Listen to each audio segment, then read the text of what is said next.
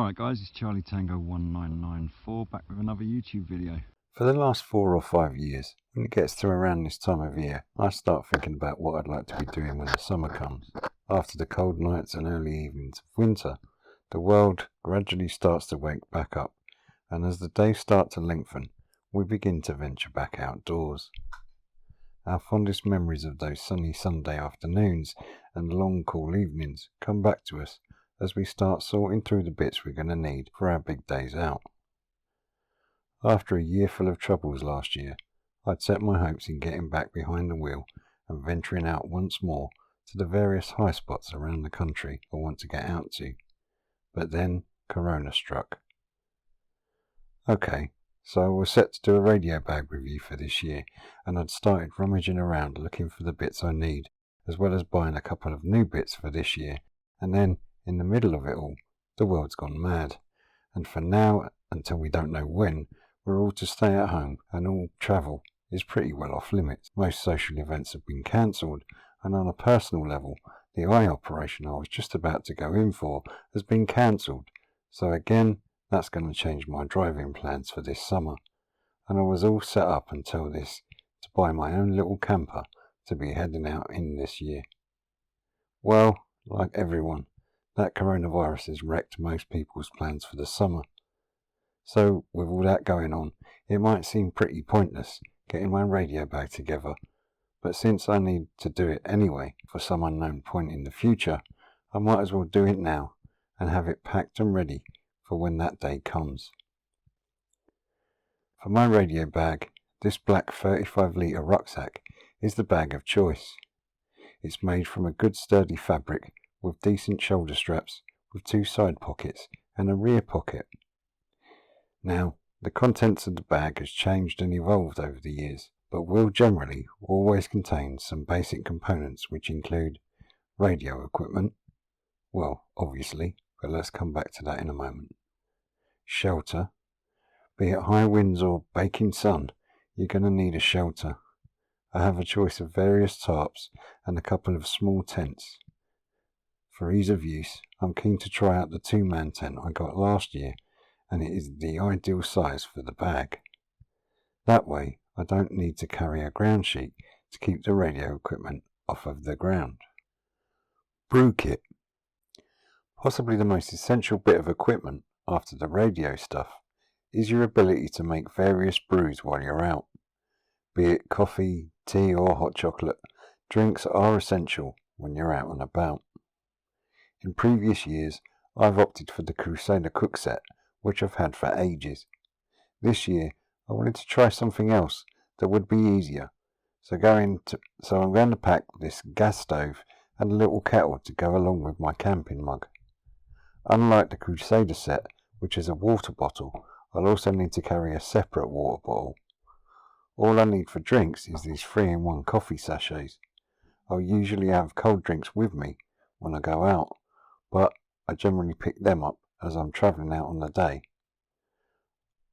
I planned on packing this windshield to help with boiling times and should mean getting a coffee made even if I'm up on top of a windy hill. Waterproof jacket. Although I usually only plan to go out when it's decent weather, you can't always guarantee good weather, and it doesn't make sense to go out without good weather protection, especially if you're going to be away from the car or any shelter, even on a sunny day. It can get very windy up in high places, and rain can appear in a matter of minutes, so it's always good to have a decent rain jacket with you when you're out and about. This one just lives in one of my side pockets, and I think I've only ever needed it once in a rainstorm, and once when it was getting chilly on the walk back down to the car. Rags and hand towel. As I'm out for a long time, it's always useful to have a small hand towel in the bag. I also carry a bit of rag with me when I go out. It's handy to be able to wipe down bits of kit or to wipe your hands. On hot days, the towel is also good for wiping that sweaty brow. YouTube bag. Although I shoot most of my YouTube videos on my phone, I do also need various tripods and do have a DV cam that I use occasionally. The trickiest thing about filming outside is wind noise, So I've got some additional mics as well as a secondary audio recording device that I think will be useful in future videos. I've not had a chance to fully test everything yet, but all of this will need to go in my radio bag whenever I go out. Stool. This is another little item that I always carry with me when I'm out. It's only tiny, and it's so much better to have a little stool when you're out than constantly bending over or sitting on the ground. It's just a little bit of luxury when you're out in the middle of nowhere, and it doesn't take up much space. Floppy Hat. This old hat has been with me for donkey's years, and it's had a lot of use over the years.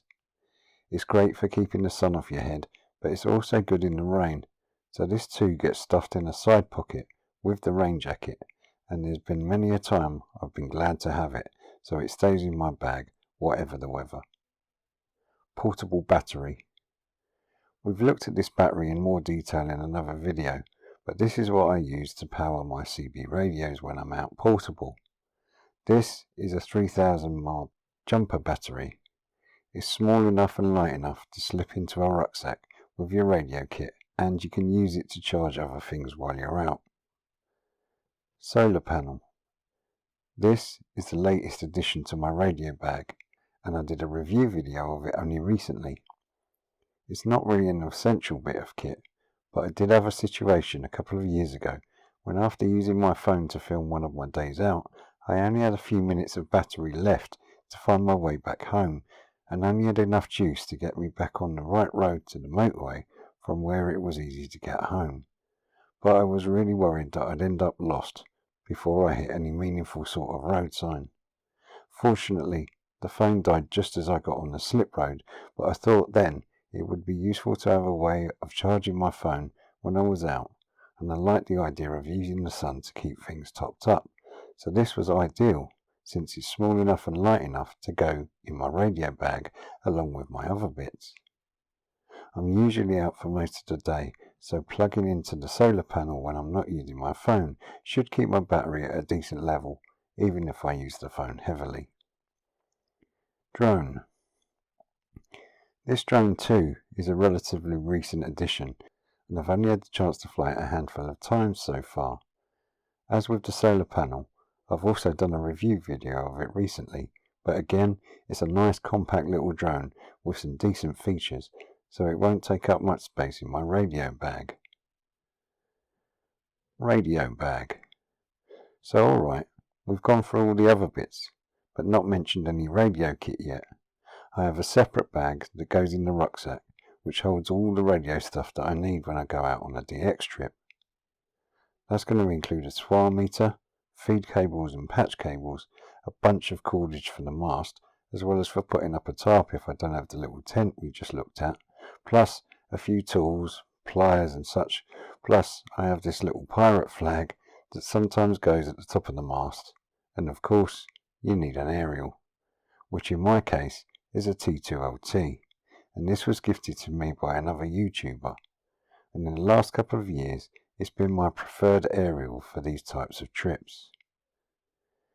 The only other bit of kit that comes with me is the mast itself, which is an 8-meter kite pole which I carry separately with the radio bag, and it's seen a lot of use over the last couple of years. Naturally, along with all this, I'll sling one of a number of CB radios in the little bag, and it's here that I have a choice. I'm in the process of getting rid of some of my rigs, but I still have a choice of 3 straight 40s that I could use, and I've done videos on each of them. If you looked at any of my DX videos, you'll see my old Colt 295, and generally this is what I use when I'm out, but I also got hold of a porta pack last year, and this too is great for running as a portable station. I haven't used it that much because I do love the Colt 295, but it's smaller, lighter, and will fit in the bag no problem. The other option is my handheld Eurosonic. I fitted an external microphone and an adapter for a PL295, so it works with the T2LT. It's got all 40 channels, which some old handhelds don't have, plus a scan mode as well as an LCD signal meter. So for an old handheld radio, is pretty feature rich, better than the other two rigs I use in some ways, and is a great size for going on those harder climbs when not carrying too much is a benefit. So, depending on where I'm going, I'll change the rig I take, but most often it's the Colt that comes with me, just because it's easy to set up to film for YouTube, has a traditional swing meter for signal readings, and has a brilliant receive. All things that are desirable when selecting the rig to use on DX outings. So, with travel plans put on hold for the time being, I'll get everything packed away tidily in the rucksack, and depending on when I can be back driving again, I hope to be out at some point this year. But for now, like the rest of the world, I'll be stopping in at home until we get the all clear to go out again, and I can start getting my plans together and get out on a few DX trips in 2020. In the meantime, I do have a couple of brand new radios ready to be reviewed, so at least for the next few weeks, there's enough ideas for YouTube videos without needing to leave the house. Until then, I'll say 7 threes, and I'll see you in my next YouTube video. Cheers.